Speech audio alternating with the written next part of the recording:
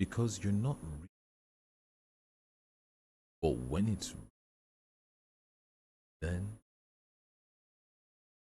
because it's supposed to, because it's real. Babyface, you're still tuned video is heartbeat. I, she, and like a deck of cards, I am your jack of hearts. And in the immortal words of Charlie Chaplin, I am a gentleman, a poet, a dream, a lonely, and welcome back to. If this is the especially delve into love, we see how tackle chip chat and also learn and educate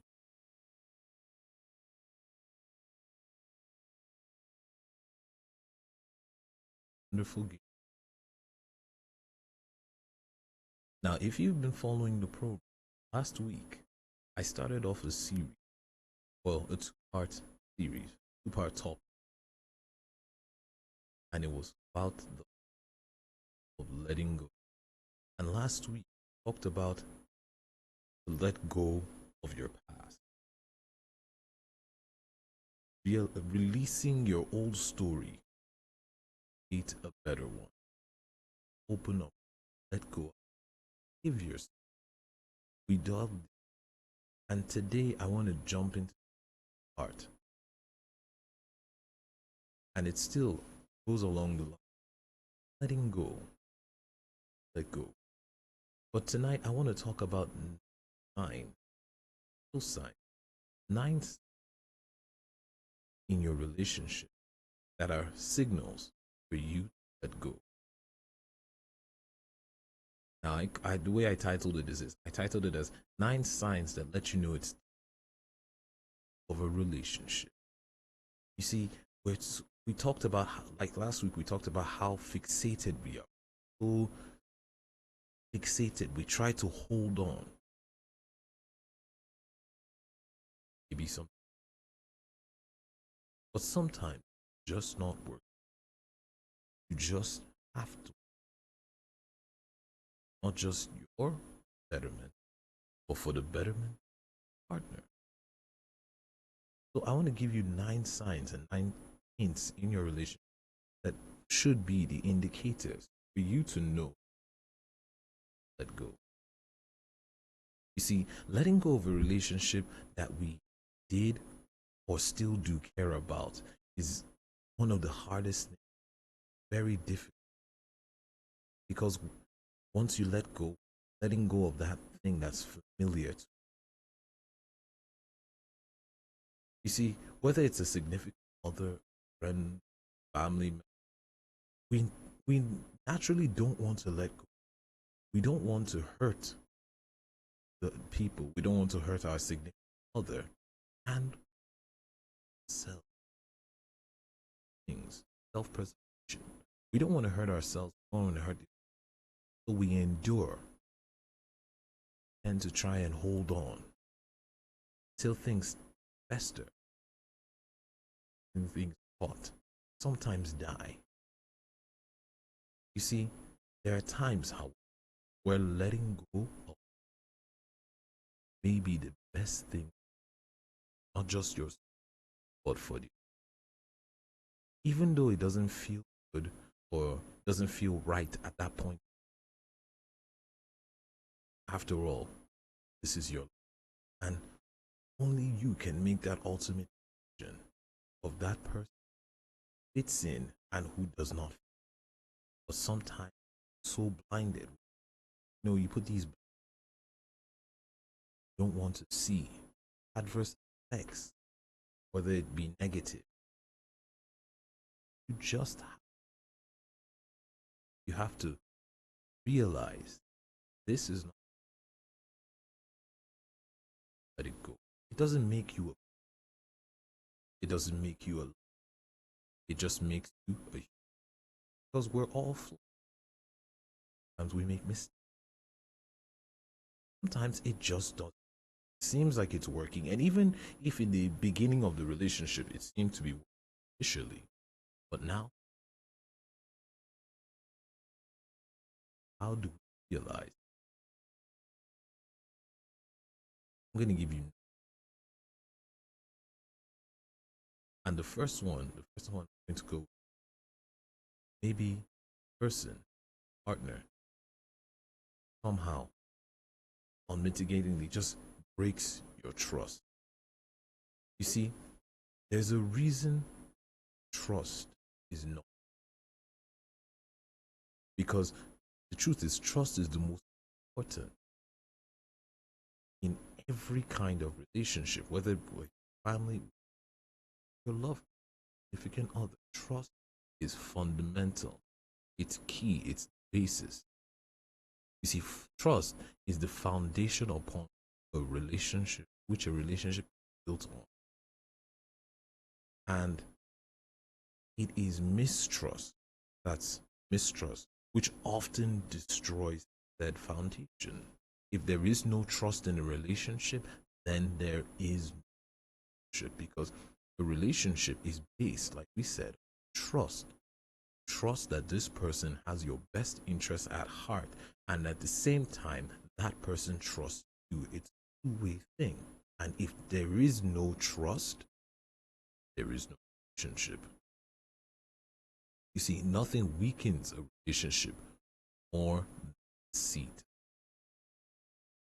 See, let me give you something to for you to understand. When you trust someone and they completely break your trust, it's not your fault. It's theirs. Key to understand, it's their fault. They broke your trust. It's not your fault that they broke. They did. And it's very natural to immediately blame yourself for having trusted that person. How could I have trusted? It's my fault. I trusted him. Gave your trust, and that person let you down. And they broke trust. So don't blame yourself. It's their fault. You see, but then the thing is, it's only through experiences where we determine whether or not, it's only through trials and tribulations, things like that. And the more we have relationships and the more we grow, the more we learn how to trust and who to trust and who is dependable. But you see, the thing is, either way, you must understand there's a lesson, whether that person breaks your trust or forces your trust, whatever relationship you're in, there's a lesson to. So if you're in a relationship where your partner just unmitigably breaks your trust on a continuous basis and there is no trust in said relationship, that is that it's time let move on. My second point, the person is, what do I mean? Nobody likes it. We all know this. Imagine you have a girlfriend or guy who consistently, constantly calls you 247, is dependent on you full time. What do you want? Unless you're the person is a baby who is of course suckling, needs that attention. In a relationship, somebody who's too needy emotionally drains you. You see, a good relationship in which you can depend on someone and vice versa. One. However, too much dependence is a sign of neediness. You see, this is a problem because neediness drains you and your energy, including the time and energy necessary to maintain other relationships and take care of your. That's what neediness does to you. When you have a relationship like that with somebody who needs your attention 24/7, who cannot breathe, where are you? What you even me saying it right now, it sounds frustrating. It kills your spirit. See, people that are increasingly needy always seem counting you for pampering, for favors, for money, for praise, for everything. And the thing is, you may begin to feel that that person is an emotional ball and chain. That person is emotionally tied to you, tethered to you, just holding you down, sucking the life out of you. If a relationship begins to feel this way, I'm telling you, it may be time for you to consider why you are in this relationship in the first. Don't get me wrong, some people like the attention, some people like that neediness. But I'm telling you a general consensus of people out there, and if I think maybe they form like maybe the 2%, but the remaining 98%, nobody likes need. I'm going to say neediness is an attractive quality for a man. Yes, a man wants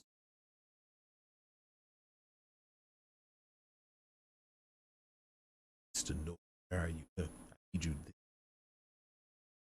It's draining to you, harmful to you, lead to a lot of bad. And my third point, you change who you are around that. See, you should never feel the need to be another person just to exhausting. Of all, it is mind-numbingly exhausting. It's the telltale sign that the relationship is sensual. What do I mean? If your partner demands of you to be, if you self feel the need that you have to change who you are or pretend to be someone else to partner, it's like being an actor. You can't keep playing the same character day in and day out. It's a character, it's not who you are. It's not real. But you play this character, you wear this mask to please. And that is a one-sided relationship because you're doing this to please this person, but the other person is not wearing any kind of to be with you, but you're pretending and putting on this facade to please. You see, there's some element of that individual that does not rhyme or jive with the person you are. So if you have to pretend, put up a face or a show to please this person, to be with this person, that is a huge indicator, that sign. You see, whether or not the person tells you their dissatisfaction with you, or maybe tries to initiate a change, that you must change who you are in order for them to accept you. See, that is a problem because, like we said, that relationship that is not consensual, one person is gaining while one person is. See, what matters is that you don't feel uncomfortable being yourself with your partner.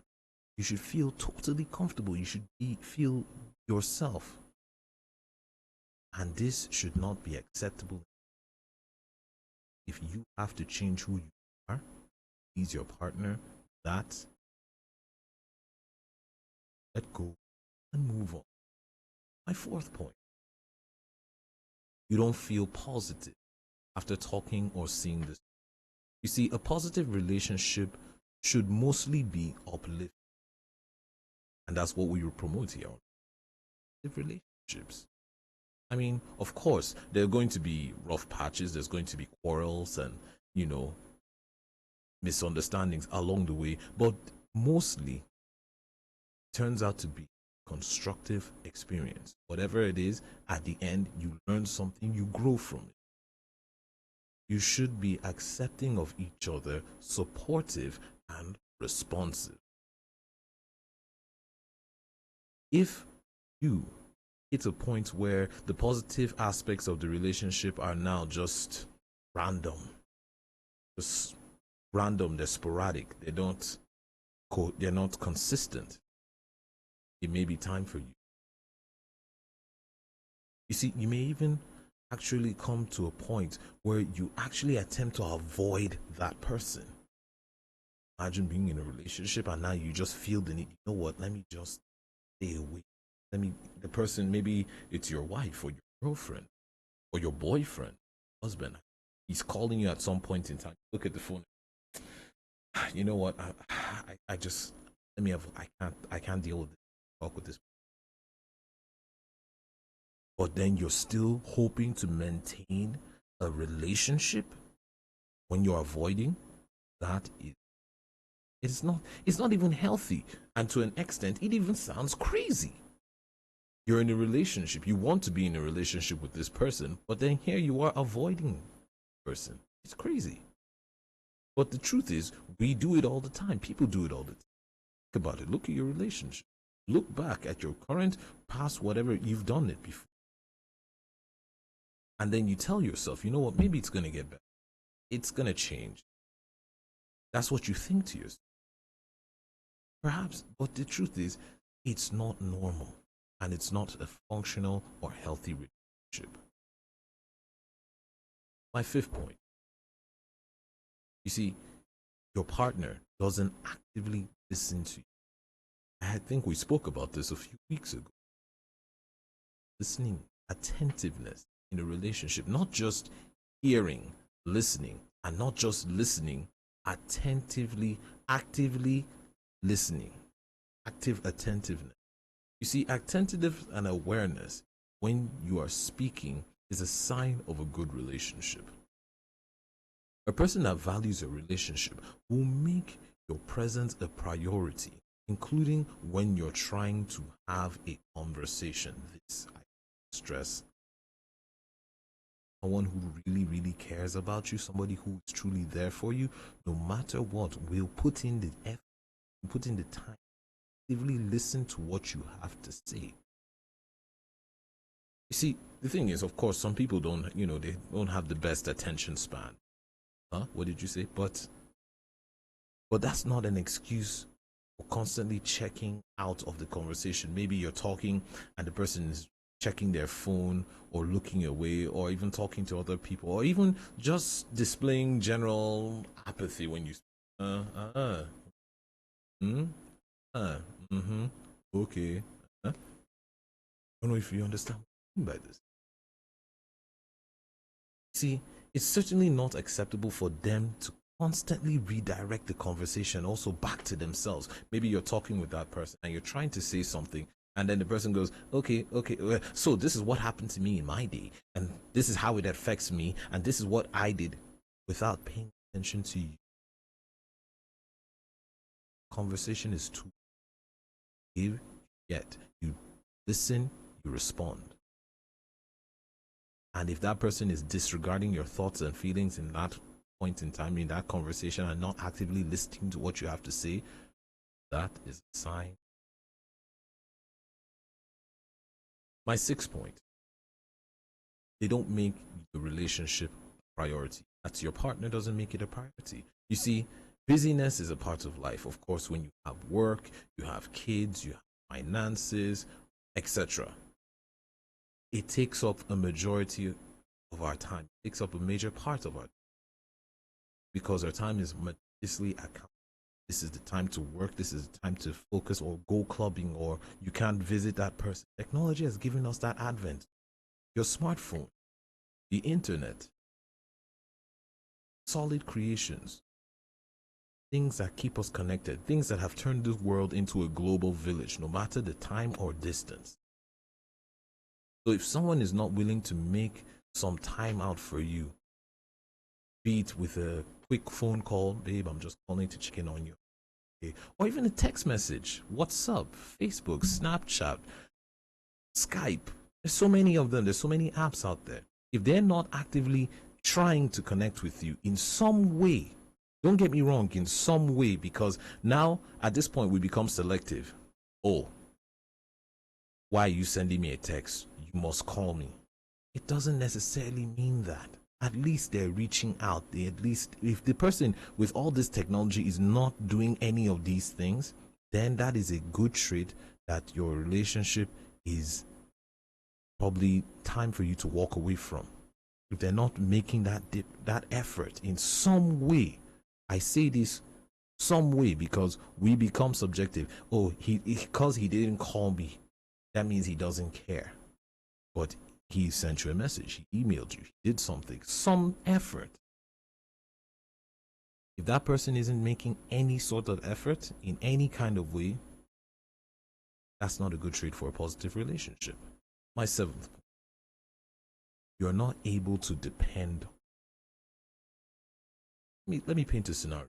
Have you ever been there, have you ever been there for a friend? Maybe friend or let's use friend.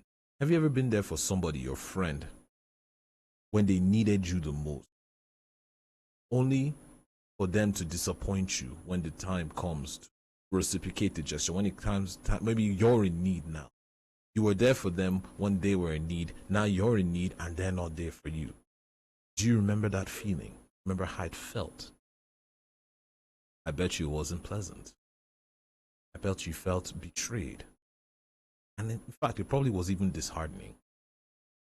Now, people that are undependable often find an assortment of excuses. A missed call or text, and maybe they say that, oh, I was too busy or something came up. However, consistent behavior of this kind usually means one thing: they are not dependent. I say this again: consistent behavior of this kind means that they are not dependable. Consistent. I'm not saying sporadic. I'm not saying once in a while. Maybe he missed one thing, but he has done 50 other things. But then we tend to forget these things. When we're upset, we fixate on that one wrong and forget the 50 right. But if it's a consistent behavior on over and over and over, then it's a sign and an indication that that person's not dependable. And someone that is not dependable is not generally a person that's worth your time. And that is a good sign. Relationship, maybe it's just time to step away from it. My eighth point: you find yourself forcing someone to. What do I mean by this? See, another fact about relationships that we tend to forget. We remember in the beginning, but somehow we just forget it along the way. Relationships are based on freedom. Freedom to love, freedom to care for someone, whoever we want. We choose, put ourselves there, to open ourselves to that person. We choose to, or we don't. You choose to like this person, you choose not to like this person. You choose to date this person, you choose not to date. It's all based on one thing: freedom. And not everyone whom you hold these feelings for will offer them in return. Just the same way you have that freedom to love someone, that person also has that same freedom to love someone else. That is it. You like someone, they don't like you. They like someone else. That's the circle of life. Call it a chain, call it a link, but that's how it is. You see, genuine relationships are made up of two individuals that have chosen to love and care for each other. At that point in time, we've decided, I loved you, you loved me, and we've decided to love each other and care for each other.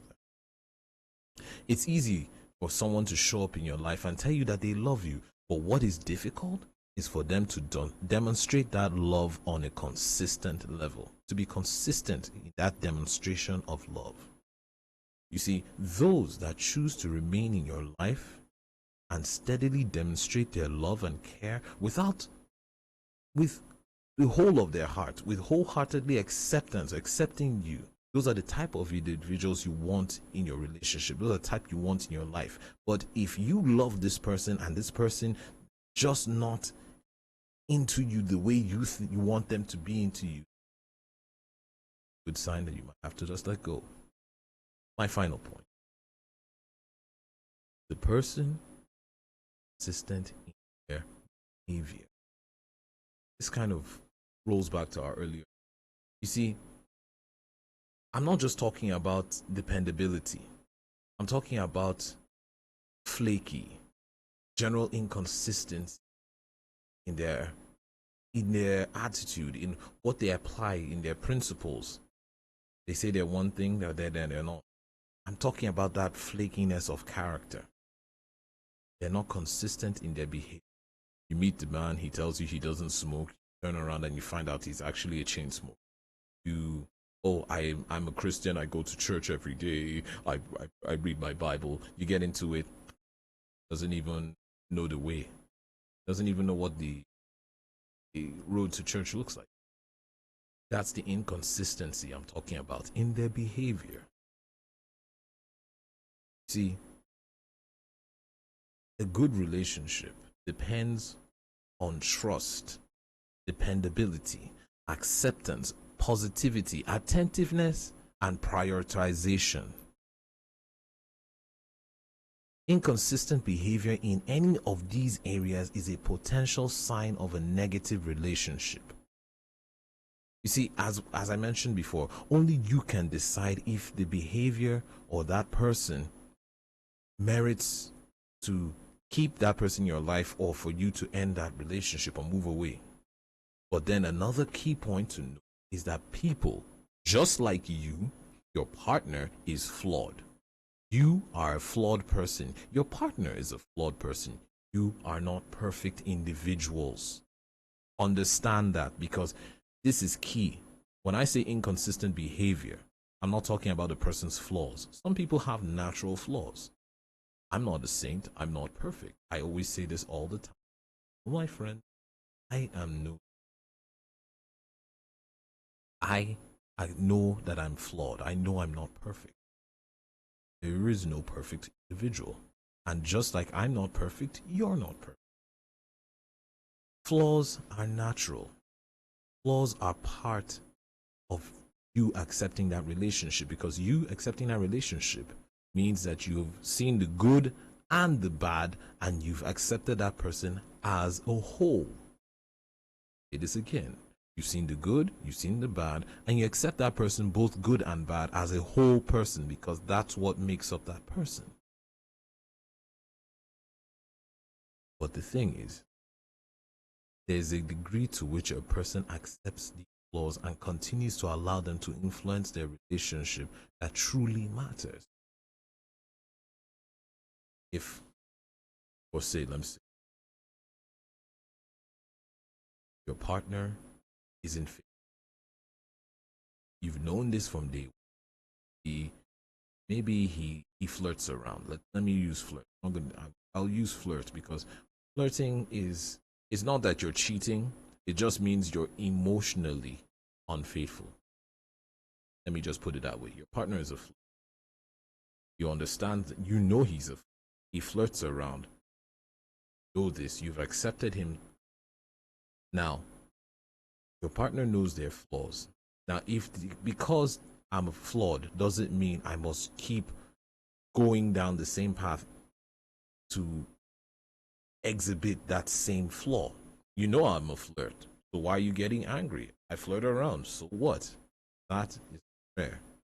If you're a flirt and you love somebody, you make a consistent effort. Checkmate that flaw to better yourself. I know I'm a flirt, but I'm trying to change. I avoid situations that put me in that flirtatious mood, or I see that person and wife, you see, I respect my wife, and that's an effort. The person is making an effort, even though you know they're flawed. See, what I'm going to tell you is, based on all these, based on what we've talked about, based on these 9 points, I want to go back and evaluate the overall health of your relationships. Think of these points. List them. If you want me to lift them out for you, I'll list them out again. First off, the person is unmeritarily, he just breaks your trust. The person breaks your trust. Second, the person is increasingly needy. Third, you change who you are around that person, or you don't feel positive after talking or seeing that person. 5, they don't actively listen to you. 6, they don't make the relationship a priority. 7, you're not able to depend on that person. 8, you find yourself forcing someone to care. You're forcing that person to care. And 9, the person is not consistent in their behaviors. I want you to take these points. You can actually even go online to our Facebook. It's Human Rights Radio 101.1. You can go there and we're streaming this live. You can actually download this talk. List out these. I want you to go back, evaluate the overall health of your relationship, your current one, past one, whatever. Evaluate it. The current relationship you're in.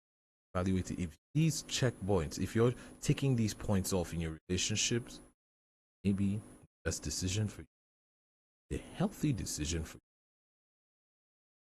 decide whether it's time to let go. You're still tuned to,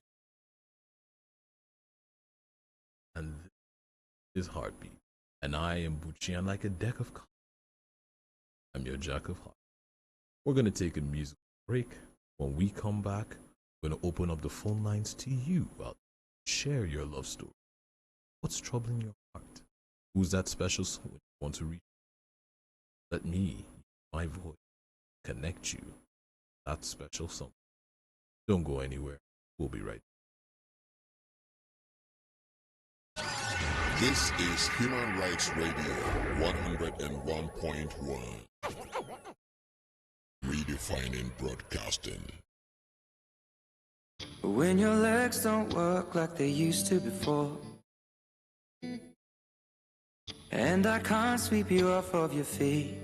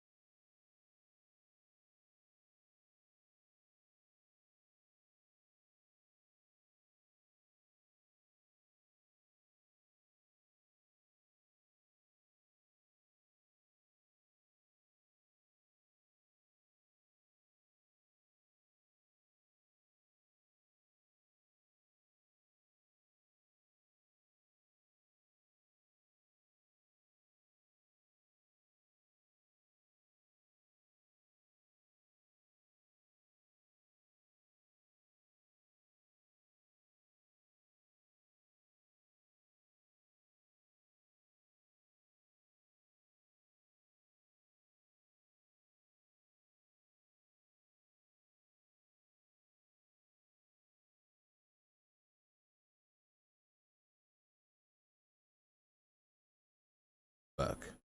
This is still Human Rights Radio 101.5 Heartbeat. I am Heck of I. We now slide straight into this to share love story. It's troubling you. Everybody's love story. It can be wonderful, heartbreaking, heart uplifting. Out there, seeking attention for that you're trying to get answers. 081 89 99 011. I'll take it. 08 89 99 10. Is there someone who wants to read how much they, how you feel, or is there something in a way that you've been trying to find a voice to, trying to find a solution to? Let me shout. Hello, good evening. Hello, good evening. Hello. Good evening. Welcome to Heartbeat. Okay. Good morning. Good morning. I apologize. Good morning. How are you doing this morning? I'm fine. Okay. What's your name and where are you calling me from, sir? My name is Seth. I'm calling from Wuse. How is Wuse 2 this evening, my brother? Yeah, fine. All right, talk to me. What can I do for you? I want to reach out to my lovely wife. Okay. Want to know how much I love her. Okay. How much she meant to me. What's the name of your lovely wife, sir? Roosevelt. And is she near? Is she somewhere? Is she near you right now, or is she distance away? She's near me right now. Okay, that's a special. That's a special thing. Love is a beautiful thing, and for you to reach out and actually acknowledge her presence, sir, I salute you. My hand is up in the air for you. To your lovely wife, I hope she knows how lovely and special that she is. Thank you so much, sir, for reaching out. Thank you, sir. Right. Thank you. Have a pleasant morning. You too. Thank you. All right. That's actually is reaching out, even though his wife is right there, just for her to know she love is a beat. Hello, good morning. Good morning. Good morning. Welcome to Heartbeat. I'm on your way. I'm fine, thank you. How are you doing? I'm doing fine. All right. What's your name and where are you calling me from? My name is Ozana. I'm from Metama. Ah, Metama House. Metama is this morning, my brother. I'm fine. All right. Talk to me. Talk to me. What can I do for you? I want you to connect me. Okay. Hello? Hello. You want me to connect you? Yeah. Who do you want to be connected to? Black Christian complex. Pardon? Yeah. Okay. Hello, can you send me your details? Send your details to me on this number. Text it to me and let me see what I can do for you, my brother. Okay, for this number. Yes, this number. Text your details to this number and I'll see how I can All right, link you up with that special person, okay? thank you. All right, thank you so much. All right. That's what we do on Heart. We try to connect people. We try to connect that want to be connected.